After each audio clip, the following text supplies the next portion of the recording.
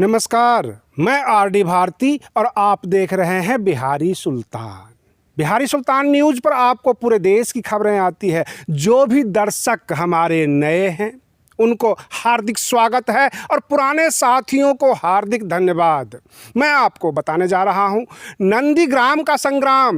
ममता दीदी पिछले एक सप्ताह से नंदीग्राम पकड़ ली है और हम ये कह सकते हैं कि भाजपा उनको एक विधानसभा में सिमटने के लिए कामयाबी हासिल कर ली। वो नंदीग्राम नहीं छोड़ रही हैं क्योंकि प्रतिष्ठा प्रश्न बना हुआ है। पश्चिम बंगाल के चुनाव में सबकी नज़रें नंदीग्राम पर है।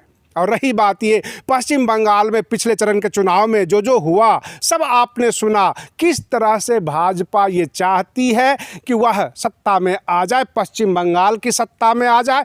एक प्रश्न उठता है, हमारे जो नेता है उदित राज जी, बहुजन समाज के बड़े नेता हैं, कांग्रेस में हैं, और उन्होंने एक सवाल किया कि जब भी बटन दबाते हैं अगर ईवीएम में गड़बड़ी है तो हम बटन दबाएं भाजपा पे, वो चला जाए टीएमसी को वोट या किसी और अन्य दल को, तो हम समझ सकते हैं कि ईवीएम में गड़बड़ी है।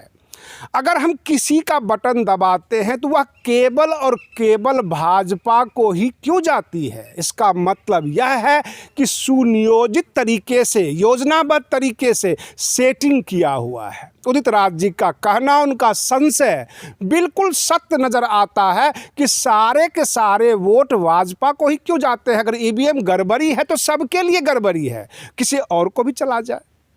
मशीन किसी खास व्यक्ति के लिए तो गड़बड़ी नहीं कर सकती है। ये मूल प्रश्न उभर कर आया है। हमारी बहन मायावती जी जो बहुजन समाज पार्टी की राष्ट्रीय अध्यक्ष हैं, होली के अवसर पर जो है पूरे देशवासियों को हार्दिक शुभकामनाएं दिया और ये कहा उन्होंने कि कोरोना काल है, थोड़ा सा दूरी बनाकर और अपने आप को बचाकर त्यौहार बनाएं।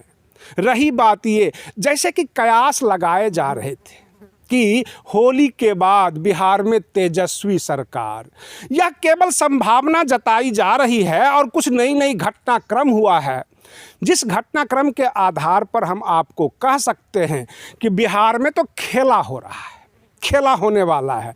क्योंकि विधानसभा की एक समिति बनाई गई है। पिछले दिनों विधानसभा में जो घटनाएं हुई उन घटनाओं के लिए जांच के लिए बनाई गई है समिति।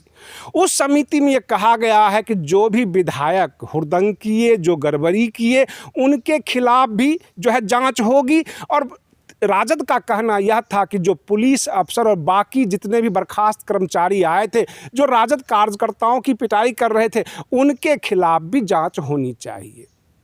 मैं आपको सिलसिलेवार बता रहा हूँ। जैसा कि बिहार सरकार ने पल्ला झाड़ लिया और कहा कि विधानसभा होता है स्पीकर के जुरिस्डिक्शन में, स्पीकर अगर कहें तो जांच बिठा देंगे, क्योंकि बिहार सरकार का कोई मामला नहीं है। और जदयू ने सारा मामला बीजेपी पर डाल दिया था, क्योंकि जो विधानसभा के अध्यक्ष हैं विजय कुमार सिन्हा, और वो बीजेपी से हैं। विजय कुमार सिन्हा ने क्या किया कि नहले पे दहला मार दिया और उन्होंने आदेश भी कर दिया कि ठीक है, जांच समिति बना देते हैं और जांच हो जाएगी। उस जांच समिति में जरा गौर से आप सुनिएगा और फिर आप तर्क कीजिएगा। 3 हैं बीजेपी के और 1 हैं आरजेडी के, 1 हैं जदयू के, यानी जदयू और आरजेडी के 1-1 हैं।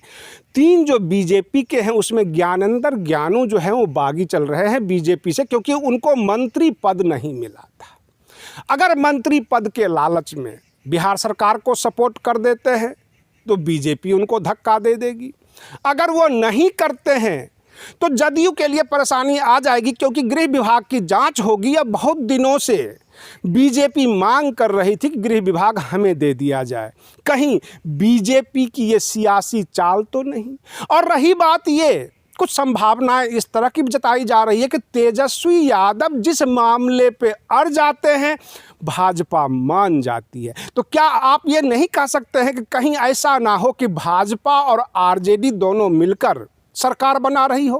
रातों रात तेजस्वी यादव की सारी बातें भाजपा कैसे मान रही है? प्रश्न ये उठता है। और यहाँ पर सोचने के लिए मजबूर होना पड़ता है कि सब के सब चुप हैं। कुछ लोग कहते हैं कि आने वाले समय में तेजस्वी यादव और नीतीश कुमार मिलकर सरकार बनाएंगे। तो कुछ लोगों का कहना यह भी है कि भाजपा की सरकार होगी और तेजस्वी यादव जो है समर्थन कर देंगे और इस तरह से बिहार में खेला होने वाला है।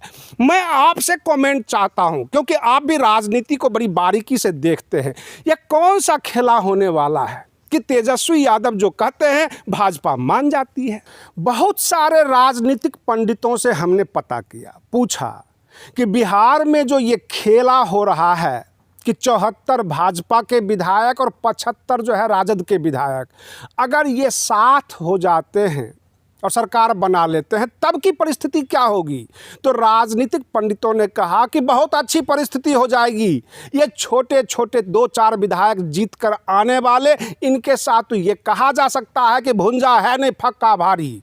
ये लोग जो अपना अपना जो है रौब दिखा रहे हैं, कितना विधायक है, दोनों बड़ा दल मिल जाए और नीतीश जी को भी समझ में आ जाएगा कि राजनीति क्या है। उन्होंने जो है राष्ट्रीय अध्यक्ष RCP सिंह को बनाया, जो कि कुर्मी समाज से आते हैं। और रही बात ये, उपेंद्र कुशवाहा को उन्होंने साथ में कर लिया और संसदीय बोर्ड का अध्यक्ष बना दिया, क्योंकि उनको लग रहा है कि एक जाति वोट बैंक उनसे खिसक रहा है। वो अपनी जदयू को संभालने में लगे हुए हैं। अगर RJD और भाजपा मिलकर सरकार बना लेती है तो सबके सबकी औकात पता लग जाएगा कि राजनीति क्या होती है। ये कहना है राजनीतिक पंडितों का। प्रश्न ये उठता है कि बिहार की जनता को क्या चाहिए।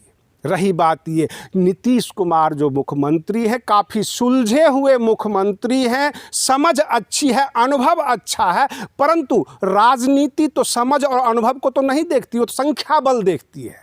आने वाले समय में क्या होगा ये तो हम नहीं कह सकते, लेकिन बिहार में बहुत बड़ा खेला होने की संभावना बन चुकी है। उधर उत्तर प्रदेश में पंचायत चुनाव में लोग मशगूल हैं और सारी पार्टियां अपने प्रधान कैंडिडेट को उतारने में मशगूल है, क्योंकि आने वाला जो 2022 का चुनाव है उसकी तैयारी इस प्रधान चुनाव यानी पंचायत चुनाव में ही सारे दल कर लेना चाहते हैं। और ये चाहते हैं कि देख लेते हैं कि बेस वोट बैंक कितना है, कैडर वोट बैंक कितना है। बहुजन समाज पार्टी भी पूरी तैयारी कर रखी है, समाजवादी पार्टी भी तैयारी कर रही है, कांग्रेस भी अपना जनाधार मजबूत करने में लगी हुई है और ख़ास करके आम आदमी पार्टी उत्तर प्रदेश में एक जनाधार बनाने में पूरी तरह से व्यस्त है, पूरी नज़र है। ऐसे 5 राज्यों में चुनाव लड़ने का तैयारी है आम आदमी पार्टी का।